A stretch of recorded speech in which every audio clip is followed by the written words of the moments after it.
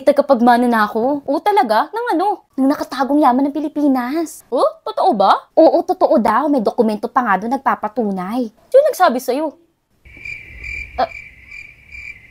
Ewan ko, sabi daw eh. Kamakailan lang ay naging laman ng balita ang pagsugod ng mahigit 1,000 individual sa Bangko Sentral ng Pilipinas para kubrahin ang nakatago umanong yaman ng Pilipinas para sa taong bayan na aabot sa higit 100 trilyong piso. Karamihan sa nakiisa ay mga senior citizen na at nanggaling pa sa probinsya. Ayon sa tagapagsalita ng grupo na si Gilbert Langres, founder ng Democratic and Republican Guardians Philippines Incorporated, fully matured na ang kayamanan sa BSP kaya sa panahon ni PBBM, kailangan nang mailabas ito. Bagamat nagpakita ang grupo ng dokumentong nagpapatunay umano sa naturang kayamanan, hindi nila madiretso sa mga mamamahayag kung saan ito nagmula. Pero may katotohanan nga ba sa nakatagong yaman ng Pilipinas? Parang analogy lang yun. Meron pang payable yung ating pamahalaan sa mga yung mga nagpautang sa ating bansa, mga international creditors na kailangan bayaran into the future. O may debt yung ating bansa na more than 14 trillion. Oo, nasan yung wealth doon? Di ba kung may payables pa? That's ay yung opposite na angle.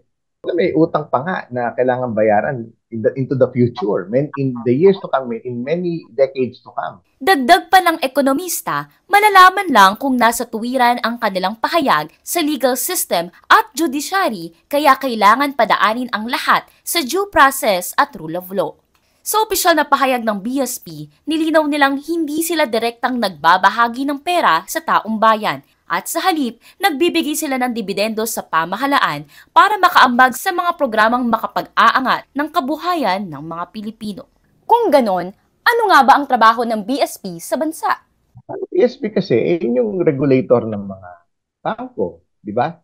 Siya yung, may mga mandato siya na it is separate and independent from the national government. Yung mandato niya, price stability, yung siya rin yung responsible sa monetary policy, sa interest rate, sa reserve requirements, to ensure, kasi it's also protecting the depositing public, the banking public. Ayun yung pinaka-mandato niya. So, isi-safeguard yung interest nila. Ayun naman pala. Pero, may karapatan ba talaga tayong mag-claim ng pera ng taong bayan? Hindi pwede sabihin ng mamamayan na, amin yan. Siyempre, yung mga ganyang statement, dapat may din siya. Meron din verification, may control, may mga convention yan. Merong mga protocols yan na sinusunod. Pagdating sa mga ownership rights, yung mga ganyang bagay, lalo na sa usaping pera. Kasi otherwise, kung sino-sino lang, pwede na magbigay ng kanilang hayag at claim, no? Paalala ng ekonomista, maging maingat sa pagtitiwala lalo na sa usaping pera. Dapat may verifikasyon at naayon sa batas, lokal man o international ang mga ganitong pahayag. Kaya naman, mahalagang well-informed sa batas para malaman kung lehitimo ang mga investments o dokumento. Kapatid, sa panahon ngayon, nakaliwat kanan ang mga raw at daw, mahalaga ang may alam at may pakialam.